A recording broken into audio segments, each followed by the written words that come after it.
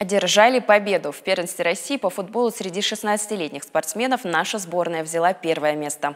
Команда была собрана из футболистов владикавказских детско-юношеских школ «Юность», «Спартак Алания» и «Барс».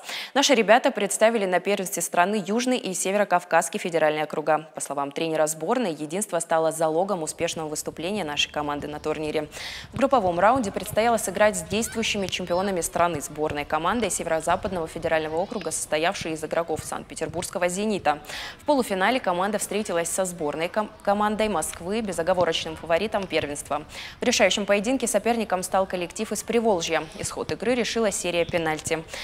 По итогам первенства игрок остинской команды Давид Хакришвили стал лучшим бомбардиром.